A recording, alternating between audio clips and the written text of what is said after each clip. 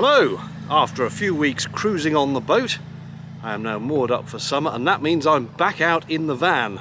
And I'm going on an adventure. Join me, won't you?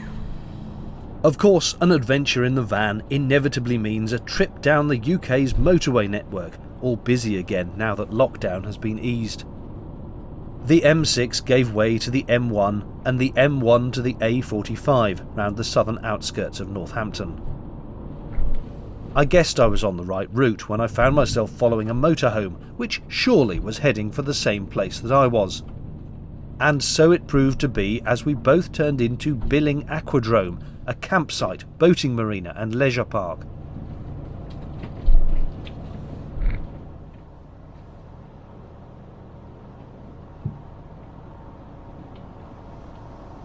Hello. Hi, mate.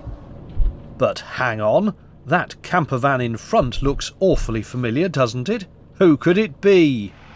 It's only flippin' Lorna of Lorna Jane Adventures! Hello! This is a big campsite. It's got several fields for tents, campervans, motorhomes. There are glamping pods, chalets and the aforementioned boats, as well as a fun fair and miniature railway. The first thing to do was fill the van's water tank, so I took it to one of the many taps dotted along the edge of the field. I've got a grey water tank. There was an immediate fail, as not a drop emerged.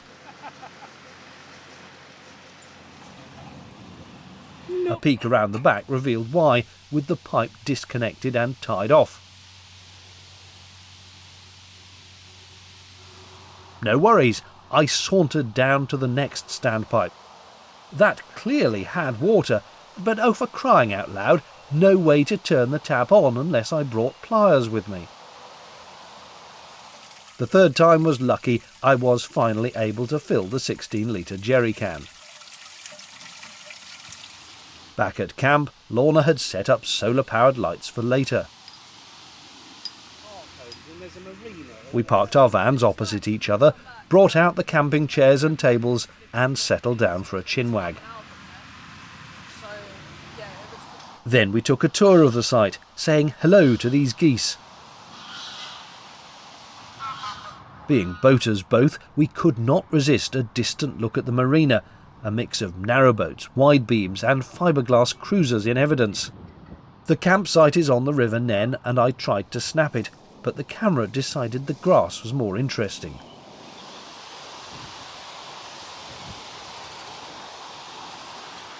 We found a lock.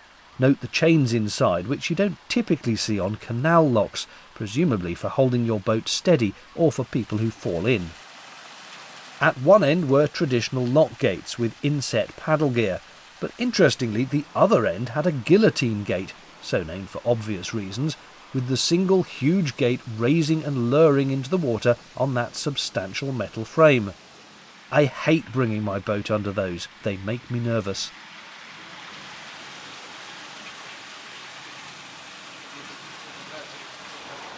A boat moored on the lock landing and not going through had broken down, which was unfortunate.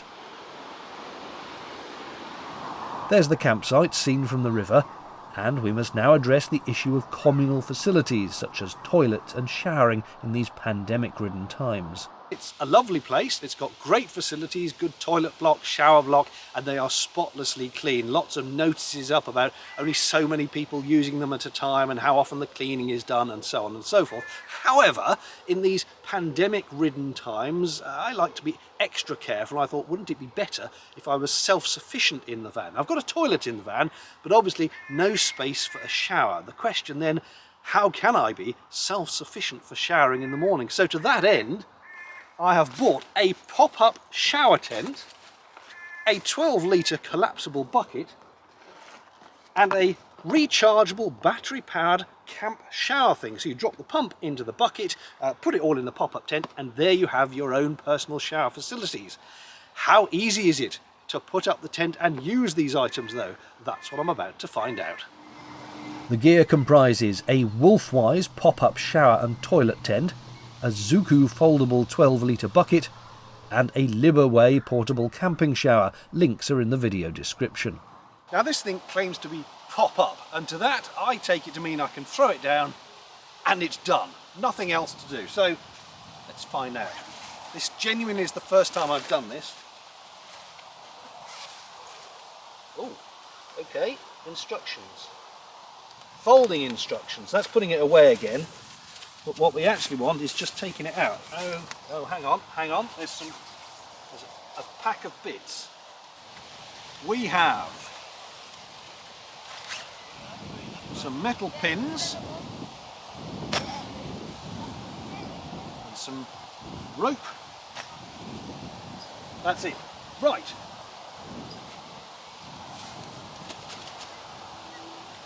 Ooh.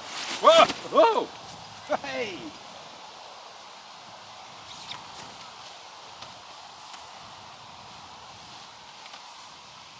Hang on. There'll be more to it than that. Ah, here we go. Here we go.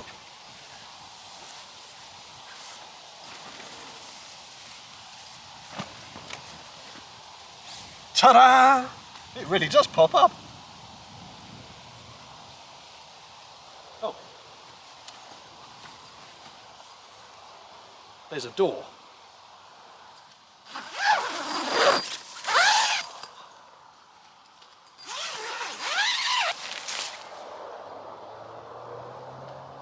There should be enough space in there to take a shower or use it with the portable toilet.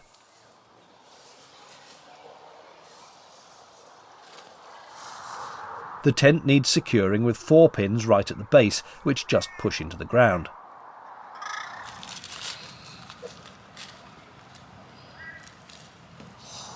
And there are 4 more pins on guy ropes, which I tied very badly. For a boater, I am awful at knots. Well, that is the tent sort of assembled. I'm not entirely convinced of the structural rigidity of the guy lines, but they look like they're in place, and that's the crucial thing. So now I will assemble the shower and the bucket. No assembly required on the bucket, just extract from the packaging.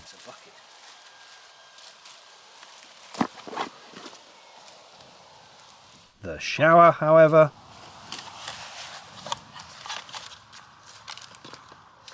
that's a battery pack. That's a shower nozzle. That's a filter, which is supposed to go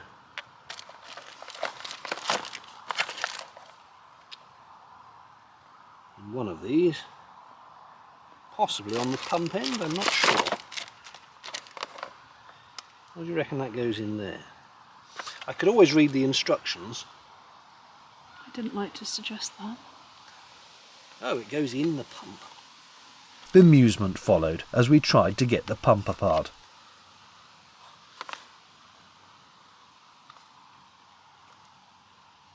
It doesn't tell you how to get that off. Brilliant. There's one already in there. So that went... There we go.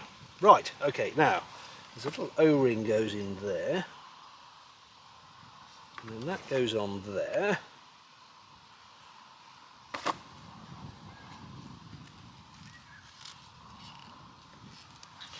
There's your I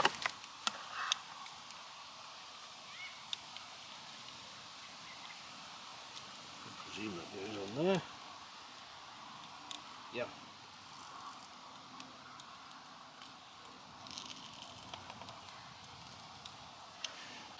That drops into there.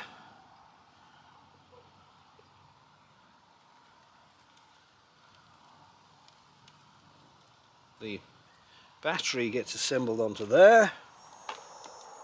There we go. That should squirt water. That goes like that. And then it's on a hook. There's nowhere to hook the shower. Oh, that's a fundamental flaw. There's nowhere to hook the shower. I don't want people seeing in from outside while I'm showering, thank you very much. Right, it's going to be a handheld shower. Well, we'll count that as assembled, and I will let you know in the morning how I get on. But for now, good night. Lorna reckoned that a barbecue was the correct method for cooking the supper, and so it fell to her to do the honours. This proved more troublesome than you'd imagine. No pressure, but...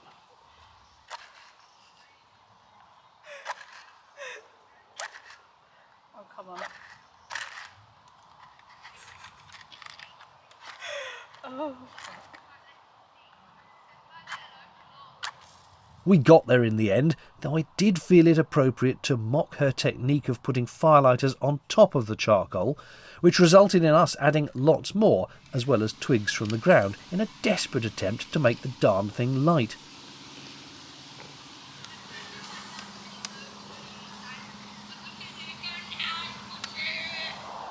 Meanwhile, I sorted out a table of condiments and bread rolls. Lorna's vegan, so we had fake sausages. And actually, those long ones weren't bad at all. Linda McCartney brand, I think. Sometime later, we threw wood on the coals to make it into a proper fire, and the evening drew to a companionable close.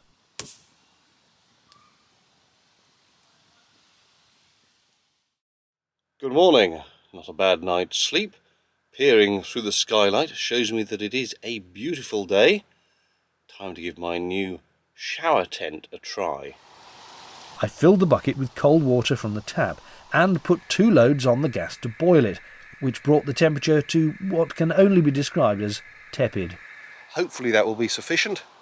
Wish me luck. I'm going in. I'd arranged my camping table to have a dry towel and fresh clothes just outside. Inside the tent, I got naked. It's a few minutes later, and you may not be able to tell, but I am now sparkling clean and fresh. That actually worked remarkably well. There was enough water in the bucket for me to have a good wash. Not quite enough for me to do my hair, I noticed, although perhaps I was dawdling. Also, things of note, I should really have put some sort of mat or something outside the tent so I could step out onto that so my feet could get dry, because of course they were soggy from all the water and there was nowhere dry to stand while I was drying them, if you see what I mean. So I needed to step out onto a dry mat or something, maybe even have a chair outside I could sit in while drying my toes. And also I noticed that the pump couldn't quite pump the very last bit of the water out of the bucket, so you don't get quite as much as you think you've got in the bucket. The last inch or so the pump wouldn't pump. But apart from that, that all went remarkably well. This is a crucial part of the process though. Don't forget a table and towel. And trust your campmates not to nick them while you're in there. Tent itself, pretty good. I didn't feel that I could be seen inside it. It's, once I got comfortable to the idea of showering in a tent outside, it was surprisingly nice. You have got this visibility through the top, where merry pranksters could peer their heads. But also in here, the main issue is really there's nowhere to hang the shower and nowhere to actually stop your dry clothes getting wet if you want to bring them in with you rather than have them outside. And also nowhere really, I suppose there's a little pocket here you can put your shower gel into, but it does really need a hanger up there for the shower itself. Apart from that, all seem to work fairly well. Zips seem okay. I guess I'll just have to use it several more times and see how the tent and the bucket and the pump hold up over repeated use. But for a first try, all good. Breakfast was next. Mini travel packs of cereal with a cup of tea for me, and Lorna had leftover pizza she'd brought. It's all mine. Now comes the most complex part of the operation. Putting the shower tent down. There's all these instructions about slot tab A into slot C. Do you know, when I used to work in telly, we had these big circular reflector things that you had to do a double twist and fold in on themselves. I think it's going to be very similar. They were an absolute bugger to do, so let's see if we can do this. Right, so first of all, I need to fold this up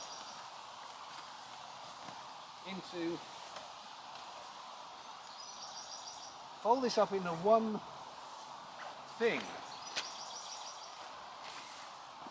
How? How did it, wasn't it kind of up on a diagonal to itself? Yes, something like, aha! Right.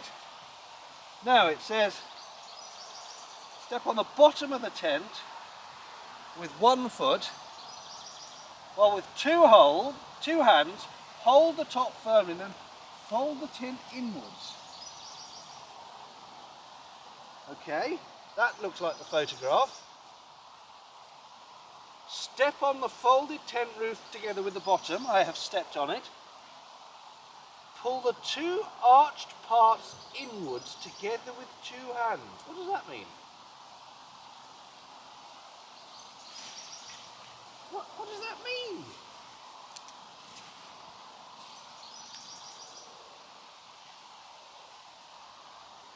Meaningless. Hold the 2 overlapped. What? Pull the 2 arched parts inwards. Inwards where? Really like that? Hold the overlapped arched parts with 1 hand and hold the folded tent roof with the other.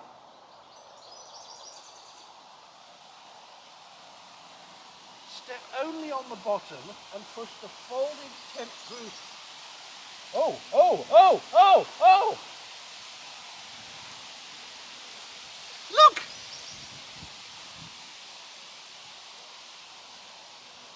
Now I just need to wrestle it into the bag. It's working though.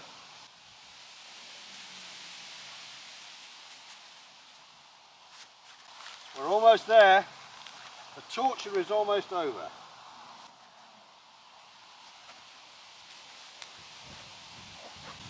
Ta-da! Actually, that wasn't bad. That was doable. Pleased with that. Right,